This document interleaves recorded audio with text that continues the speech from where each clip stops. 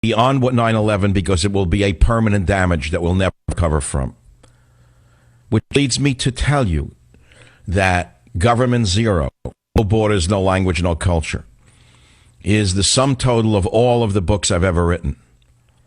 And I'm warning you about the massive dangers currently leading to the demise of our nation. I've been warning you for decades. I've just proven to you I have. In Government Zero, I'm sounding the alarm about how progressives have joined with radical Islamists and are working together towards similar ends to destroy Western civilization and remake it in their own respective images.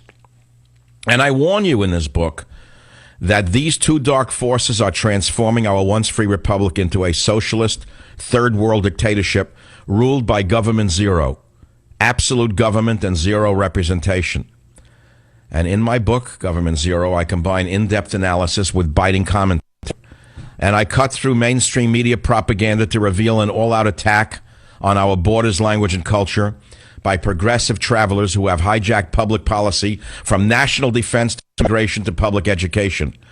In my book, you will find out everything you need to know about this terrifying agenda to weaken the U.S. military, cripple the American economy, subvert basic American liberties such as freedom of speech, and destroy the international world order. And there is no time to lose. The progressive Islamist agenda advanced into every public space, from the White House to the military to your local public school. If America is to survive, it has to be stopped. And I, Michael Savage, have a plan. And it's all in my book, Government Zero, which at this time is only available on Amazon.com. It will not be out until October of 2015. But I had to tell you about it because if I could, I'd rush the book out now. Unfortunately, they can't do it. I've never seen anything like what this retrovirus in the White House has done to us, is doing to us, and moreover, what he might be planning in his mad way to do to this nation. We're being beaten to death on a daily basis. And now we return to regular programming on the Savage Nation. We're talking about the 60s weren't all bad and how free spirits were easily manipulated by the communist left, and how many of them are now running the government, the media, you name it. The university has certainly been penetrated by these psychos, and here we are living through it. So what do we do about it? How did you change? When did you change? If you're a free spirit, you listen to the show, but you're somewhat conservative politically. Why? When? How did that? When did you open your eyes? When? When did you open your eyes? KSFO, San Francisco, Mr. Christian. Welcome to the program. Tell us your story. Well, the Lord works in mysterious ways. My eyes got open on an acid trip, believe that or not. I grew up a black, God-fearing Baptist. At the age of 17, my church wanted to make me a deacon, but I was too enamored with beautiful girls, and I decided I wasn't going to be a hypocrite, neither was I getting married, so no deacon. I then went to computer IT school, worked for NASA when Martin Luther King got killed, JFK, and Bobby Kennedy. I decided to go to Harvard Law School to become a Democratic president. I became disillusioned with law practice, and I traveled to all 48 states and ended up in San Francisco, Haight-Ashbury. That was 1976. Wait a minute, slow down. I got here to this wonderful city in 74, so we arrived at about the same place, about the same time, with a very similar background. And what happened to you since? Well, it was a wonderful city at that time. You could go anywhere from Oakland Hills, anywhere in a half an hour, no problem. Right. Well, I started a commune right there in Haight-Ashbury, and I had 2 wives, and it lasted for years. I had about 4 houses and about 30 people. And I had a clothing optional party one night, and I ended up making love to my 2 wives, and I don't want to get too graphic, but 3 other women that day. And as I was taking the other woman home, the last woman, for the full moon night, I'd done acid for the first time, and I was overwhelmed with what God had given me, and I did give God the credit for all the attraction that I had. And I turned my life back to Christ that night. And I started teaching the Bible and learning the Bible, then teaching the Bible. And I left the commune and became a preacher, and was associate pastor of the church and different things like that, radio ministry. So what do you do today? What do you currently do? What I do today, Prophet Savage, is I'm a prophet, but I'm also right now trading options. Oh, you got all bases covered, Mr. Christian, don't you? Well, I thank you. Thank you very much. No, thank you for your amazing story. All I can say is it's quite a story. It would make for an interesting a movie. I don't know how much of it was real, but we all enjoyed it. Quite a life. I'd like to watch those home movies. I wonder if I can get those discs. That transition. I'll be right back. Join the Savage Nation. Call now, 855-400-SAVAGE, 855-400-7282. Savage. Hey, our Savage Nation is sponsored by SwissAmerica.com, the only company I trust for wealth insurance, gold and silver. Call 800-BUICOIN. I wouldn't. All right, welcome back. Whatever. We don't have much time here to end out hour 2 of the Savage Nation. The fact of the matter is, the news is so overwhelmingly threatening. The Muslim invasion of the West is beyond comprehension. And the leadership, if there is any, is paralyzed with fear, pretending that this is a humanitarian crisis that came out of nowhere when, in fact, their very liberal policies created it, especially the Arab Spring policies of Hillary Clinton. And the migrants, if they are not stopped, will overwhelm Europe and America. And they can be stopped, they can be contained in very safe places, fed, clothed, housing built. They can be protected from ISIS.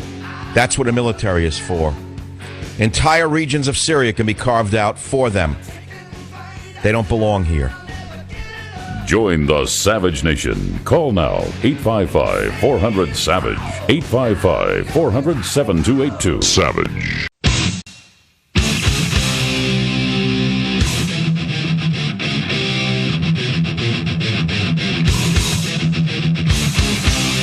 Warning.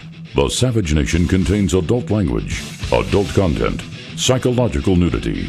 Listener discretion is advised.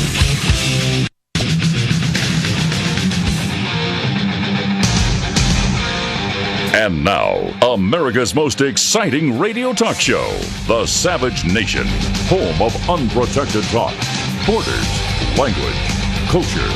And here he is, Michael Savage. Jimi Hendrix is one of the few people from the 60s I'd like to actually meet. I actually think I met him after he was dead. You want to get into bizarro behavior and thinking? I'll give it to you right now. I'm not afraid of anything. I mean, the truth is, I don't care what people say about me, to be honest. Lilliputians, all of them. Anyone who ridicules Michael Savage doesn't know me, doesn't know the body of my work. They're Lilliputians, they're jealous, period, end of story. So I pay no attention to them. But I will tell you a story that's amazing. I told you that the 60s weren't all bad. I told you I was a free spirit who changed when I left the mainland and moved to Hawaii for 1 year. I thought for 1 year to earn a master's degree and then come back and teach high school. And my life forever took a change there.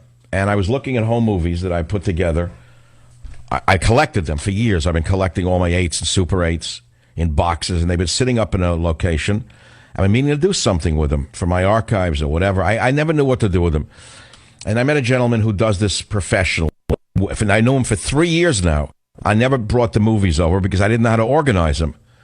So he did this for me.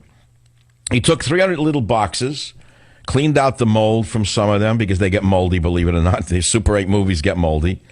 And he made 7 discs. I don't know how many, 10 discs, 2 for, and they're called Savage Family Home Movies.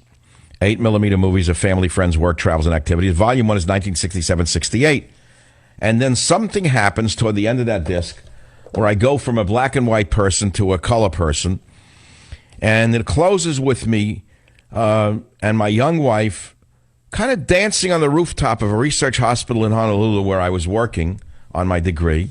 And my Hindu friend Prasad was there, and we linked arms. And, you know, people just do this the big thing in the ocean, the eternal horizon in the background, representing my new life. And I said to myself, you know, the 60s were not really all bad. It's easy to categorize and say, oh, 60s were bad, the hippies destroyed the world. But it actually enabled millions of us, including myself, to become free as spirits. But here is the rub. Here is the problem. A free spirit is more easily manipulated. A free spirit is more easily penetrated. A free spirit is more easily manipulated and penetrated than is a rigid spirit. And the communists, who were ever present, entered the spirits of the time and destroyed the minds of millions of Americans to this day. And they did so just as retroviruses infect humans, causing the common cold and AIDS, for example. And then I concluded by saying Obama is like a retrovirus to America. He has infected the body politic with his hateful anti-American views and invaded many other cells or people with his nation and world-destructive ideas. And I concluded by telling you that you should understand the prognosis is very bad, because as the retrovirus invades healthy cells, along with the cell's own genes, it produces the proteins required to assemble new copies of the invading virus. And it is difficult to detect the virus until it has infected the host, at which point the infection will persist indefinitely. That's what I did in hours 1 and 2. And then I opened the show up to callers, where I said to you, were you a 60s hippie or free spirit who later became somewhat politically conservative? Why did it happen, and when did it happen? And I've been having a wonderful show thus far, and I hope to continue doing so, as well as giving you the breaking news that seems to emerge. And there's a little bit of breaking news, but, you know, let me tell you something about breaking news. You can get it faster than I can tell it to you, unless I find it first through an obscure website. You go to a few websites, you see the headlines. So you want me to be a parrot like others and sit here and read a headline and tell you what you could read yourself? I'm not going to do it. They're all part of the cartel. They're all part of a certain cartel in radio and the internet. They are all friends. They take care of each other. It's a guild. I'm not a part of the guild. And so I've decided to go my own way again. I'm going to follow my own intuition, my own instincts. Just the way I began in radio is how I'm going to transition in the last years of radio. I'm going to do my shows my way. Don't care what anyone else is doing. Don't listen to them. Not interested. All I care about is you and what you think. You're the only thing that matters to me is my audience when I'm on the radio. And so I think this is intriguing today, because there's an old adage in radio. Well, it goes back beyond that. William Burroughs, the great nature writer, said that if you bait your hook with your heart, the fish will always bite. And what that means in radio is, and I learned this the first day in radio, is that if the host is excited by a subject, he'll transmit that excitement to the audience, and they will be excited, and they'll respond. And you can tell when it's fake. You can tell when it's fake righteous indignation. You can tell when it's just for effect. Because all of you are much smarter than people think you are. You're smarter than politicians think you are, and you're smarter than so-called conservative hosts think you are. You can read right through them because you all have very good ears. And point blank, that's why I'm going to follow my own path. Again, that's all. I'm going to just follow my own path. So here I have in my hands, I just got these this morning. I sent my assistant to pick them up an hour before the show. I could not stop watching Disc One. My father in his store, old friends of mine, some of whom I haven't seen for forever, some of whom I actually still know to this day, doing things on a beach in Fire Island I don't even want to repeat. But they did it. I didn't do it. I swear to God, it's amazing to me. And by the way, it's funny to me that some of the guys I knew who were into like experimental drugs then, I was not into it. They're still into it. And they're still living. They're still drug addicts. One of them's even in the business, illegal. Now he sells marijuana illegally. You hear this? The world has changed. But I think that marijuana had a lot to do with how people got stuck in the doxies of the time. Marijuana is a very toxic drug. It's a very disabling drug. It's a mentally dissembling drug. And I always had a harp for a brain, or a Stradivarius for a brain, never a banjo. And I found that the people who thrived on marijuana had a banjo for a brain, 1 or 2 strings, and it didn't affect them that much. Me, I didn't like it. I never liked the drug. It was a horrendous drug. It always induced terrible feelings in me and physical reactions. I never liked the stuff. And I have not imbibed in that poison for 30 years. I recommend you consider carefully what you do and what you put into your body. But having put that aside, please, not what I get now.